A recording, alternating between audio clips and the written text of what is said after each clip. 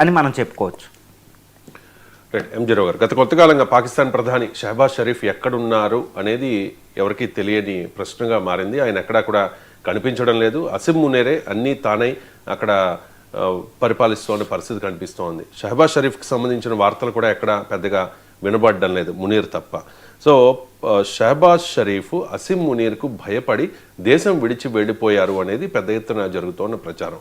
ఈ ప్రచారంలో వాస్తవం ఏంటి అండ్ పాకిస్తాన్లో ఏం జరుగుతోంది? ఎస్ అండి, ఇప్పుడు పాకిస్తాన్లో 2024 ఫిబ్రవరిలో జరిగిన ఎలక్షన్స్ ప్రకారం అక్కడ ప్రధాని షహబాజ్ షరీఫ్, కానీ ఇప్పుడు పాకిస్తాన్లో ఆయన అడ్రస్ కనపడడంలా.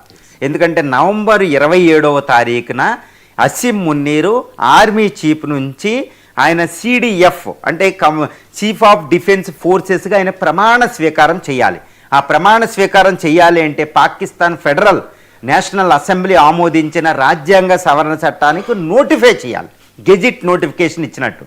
కానీ అది ఇవ్వాలి అంటే ప్రధాని ఉండాలి షహబాజ్ షరీఫ్. కానీ ఆయన దేశం విడిచి వెళ్ళిపోయారు. ఆయన ఏంటంటే ఒక పర్యటనలో భాగంగానే ఏదో మాట చెప్పి అవాయిడ్ చేసి బహ్రెయిన్ వెళ్ళారు, బహ్రెయిన్ నుంచి లండన్ వెళ్ళారు.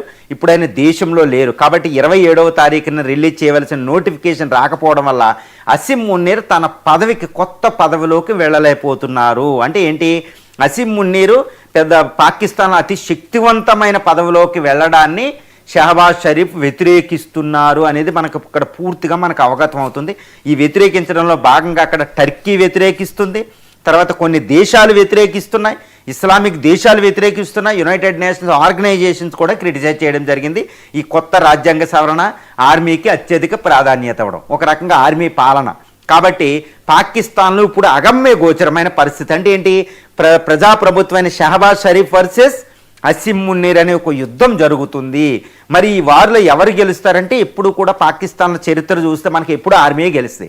ఒకవేళ తాను గెలవలేని పక్షంలో ఆర్మీ అక్కడున్న ప్రైమ్ మినిస్టర్ జైల్లో పెట్టడం కానీ, చంపేయడం కానీ, లేదా దేశం విడిచి పంపేయడం కానీ, పదవిలోకి ఆర్మీ చీఫ్లు వెళ్ళిపోతారు. అదే యాహ్యా ఖాను, ఆయూబ్ ఖాను, తర్వాత జియా ఉల్ హక్, తర్వాత ముషరఫ్, అలాగే జరిగింది. ఇప్పుడు 5వ వ్యక్తి అసిమ్ మున్నీర్ అనమాట. ఇక ఎట్టి పరిస్థితుల్లో షహబాజ్ షరీఫ్ ఉండరు. కానీ ఇప్పుడు అసిమ్ మున్నీర్ డైరెక్ట్గా రావడానికి లేదు. ఇప్పుడున్న ప్రస్తుత జియో పొలిటికల్ సిచ్యువేషన్, పాకిస్తాన్లో ఉన్న అంతర్గత పరిస్థితుల దృష్ట్యా మరి అసిమ్ మున్నీర్ పదవిలోకి వస్తారా లేదంటే చెప్పలేని పరిస్థితి. షహబాజ్ షరీఫ్ రావాలి, నోటిఫై చేయాలి.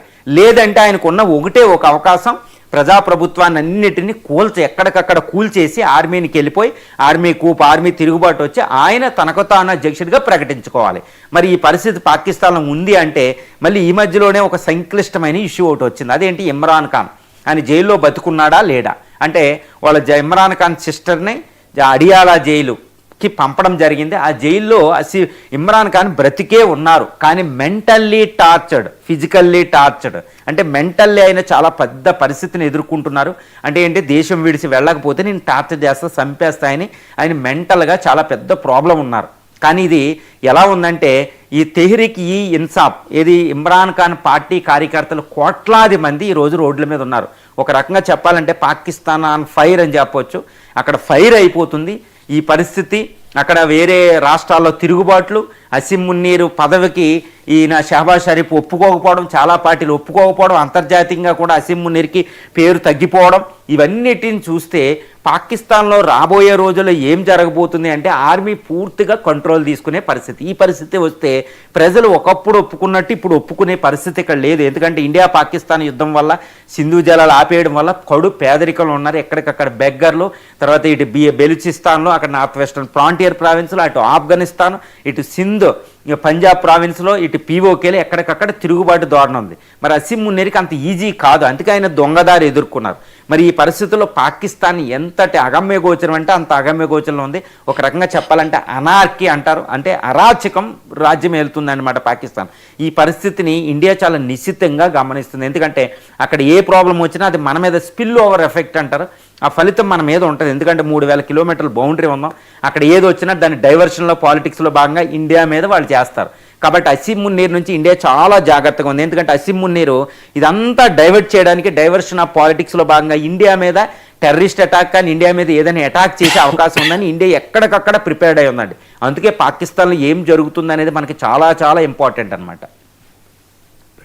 ఇక ఆయుధాల పరంగా